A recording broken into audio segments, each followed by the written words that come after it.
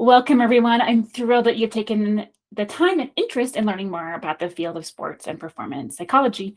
My name is Kimberly, pronouns she, her, hers, and I'm a licensed professional counselor who works from a social justice perspective in order to support clients in bringing about and also systems change.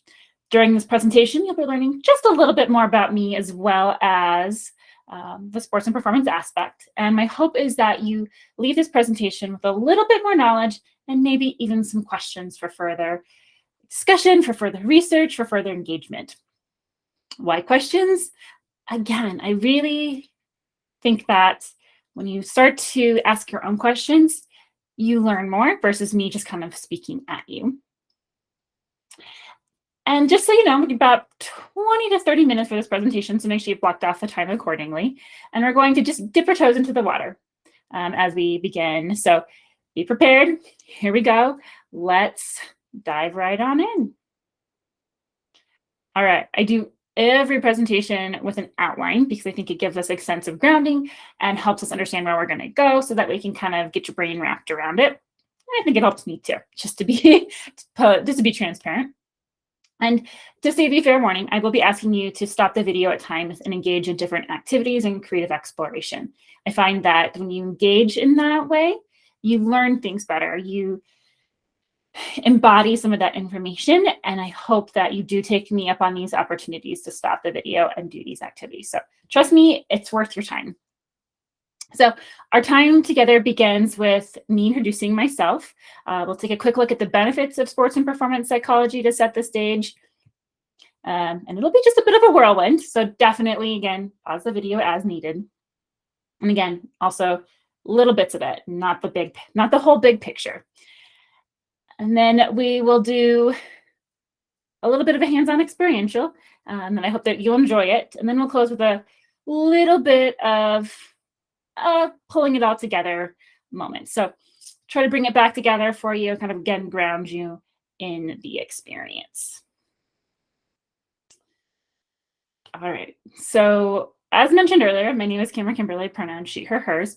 Not a super huge fan about talking about myself, but there are some things I want to share with you, and I'll make it short. So bear with me.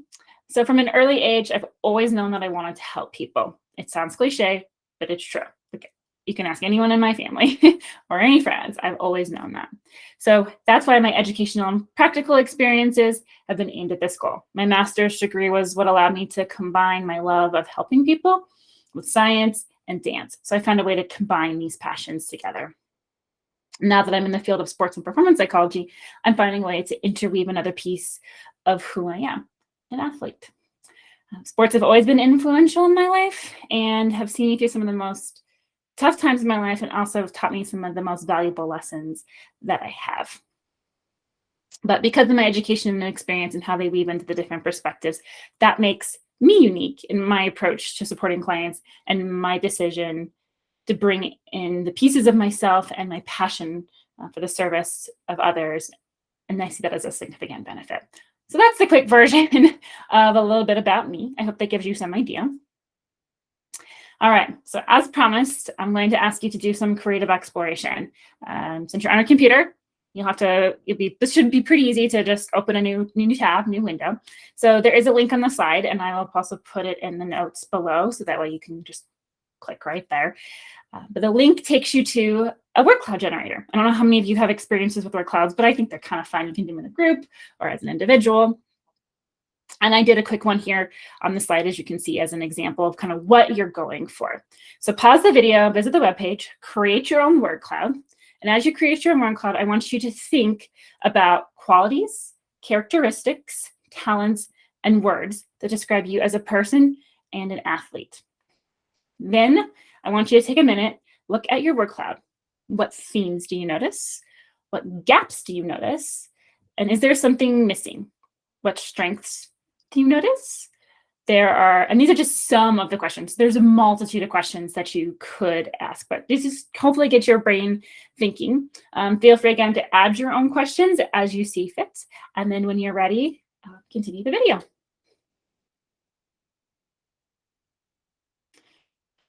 All right, welcome back.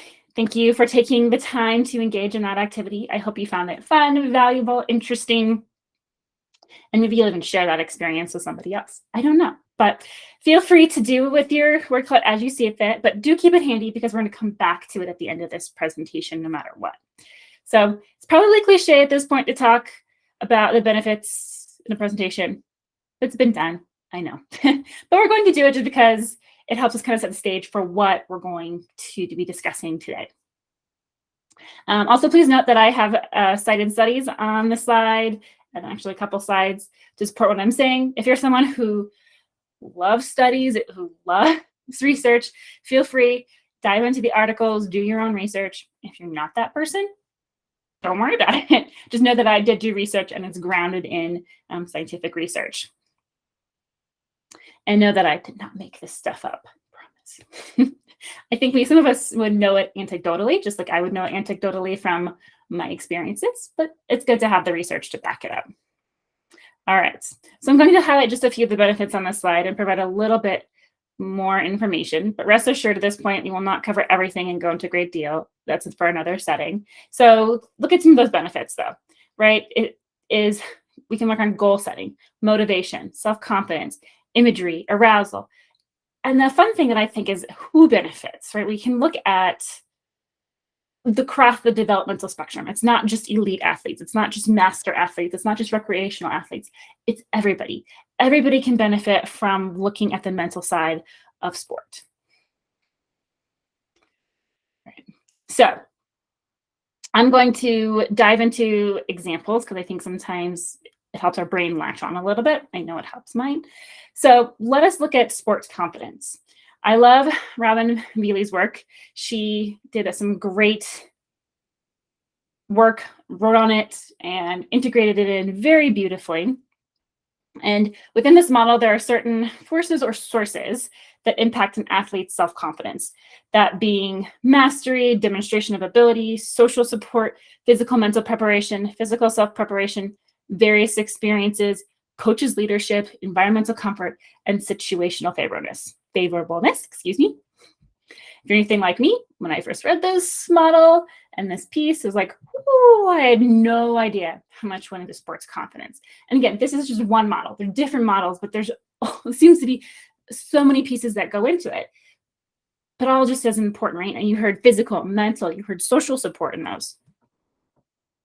But there's something I would add to this. So however, I imagine if you're invested in the time and space to learn more about these forces, what you might learn and how you might improve your performance as an athlete. So with that said, if this is something that really interests you, imagine, reword what I said just a little bit. If you imagine how much you would learn about yourself as an athlete, if you invested just a little bit of time into that, I don't know, maybe your confidence might improve. All right. So transitioning to sports commitment, there's, again, several models. I just chose one. So this is Scanlon's model. There's 5 determinants of commitment: enjoyment, investigation, opportunities, alterations, and social constraints. So again, one model. And this model through time has also been evolved. So the model expanded and introduced 2 other possible types of commitment: enthusiastic pieces and constraint types. So again, are you enthusiastic, or is there something constraining you? So an additional 10 sources were determined that could also hopefully predict sports commitment: sport enjoyment, social constraints, valuable opportunities, and then other priorities, and 2 types of personal investment: social support and the desire to excel. Okay, that was a lot just to hand you, I know, and it does feel overwhelming. But why would I do that to you? Well, first, because these concepts appear simple, but they can potentially be more complex. And that is what sport and performance can help unpack and integrate into your training, right? So if I say sports commitment, sports confidence, right? Oh yeah, I got self-confidence. There's actually more pieces that go into it. And sometimes we just don't think about all those pieces. So that's where a little bit of support can come in. So another piece is sometimes we can become so focused on the physical aspect of training that we forget about the mental side of sport.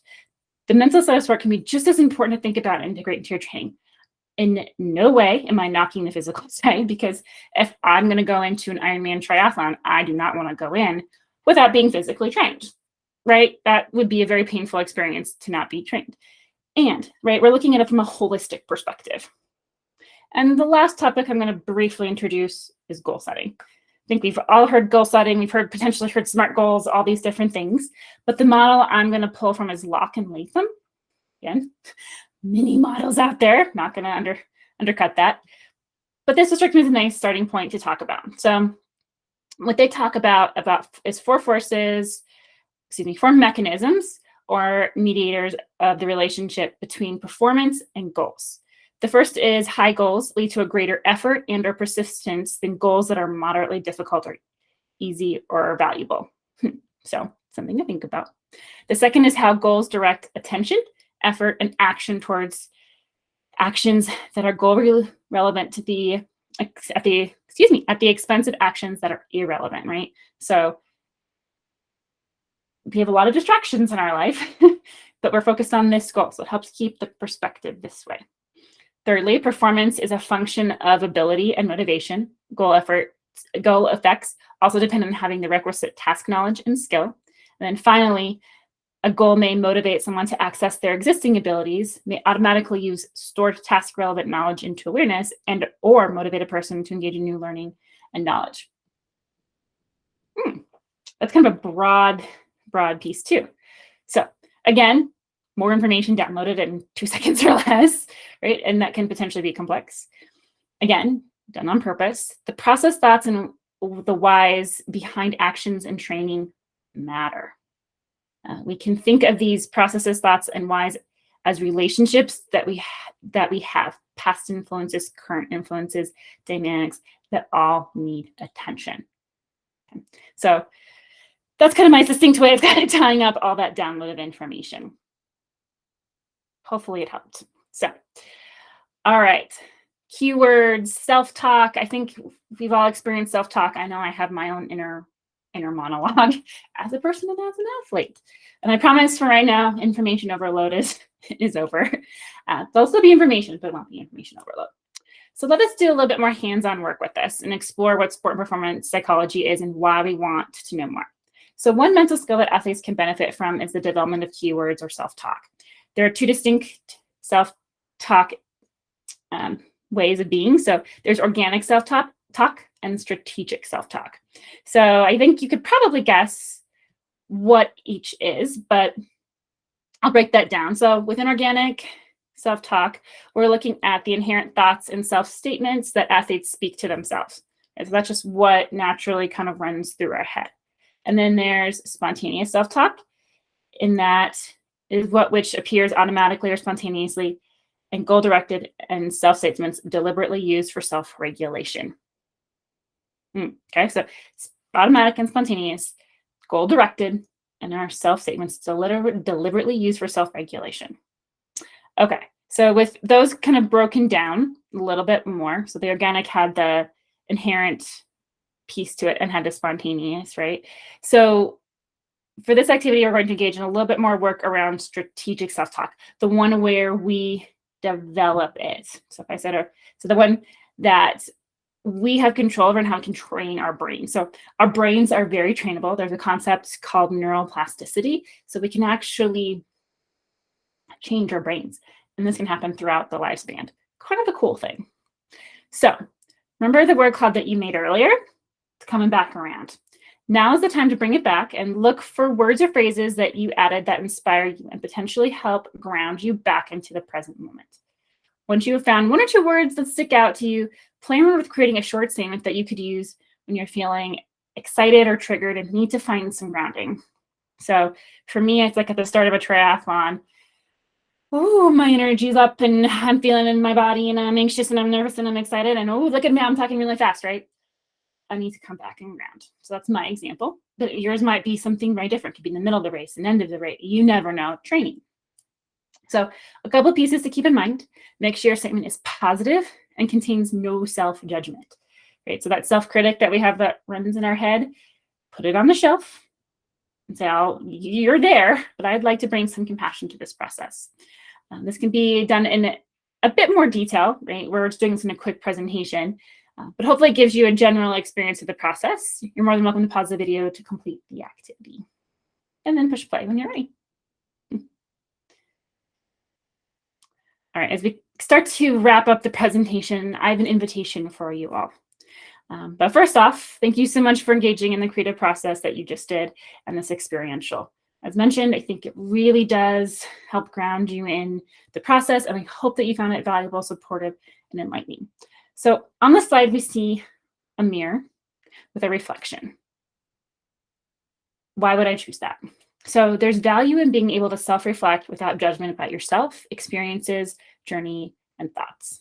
During our time together, we've explored what sport and performance psychology can do with athletes and how it can enhance their performance. I didn't give you a strict, this is the definition. I tried to make it more, here's examples, so you had a more broad understanding. But now it's up to you to continue to learn and grow as an athlete and seek out the support that you want. Maybe you consider exploring more the mental side of sport. Maybe you consider there's room to focus on both the physical and the mental. Or maybe you consider how finding the right sport performance professional is also worth your time, so you can feel comfortable and supported. And maybe you just consider doing research, right? There's a whole spectrum of things that you can do. But the invitation is there to explore, in general, the mental side of the sport that you love. All right, references, of course. And then my contact information is also will be down below in the notes as well. I'm always happy to engage in conversation, have dialogues. I think it's important to be open. Please feel free to follow me on social media. I have social media links down there as well. But thank you so much for taking the time to reflect, engage in this presentation. I hope that you found it valuable. I hope that you learned something more about sports and performance psychology. But most of all, thank you so much. I appreciate you all for being here, and I look forward to connecting with you in the future. Thank you so much. Bye.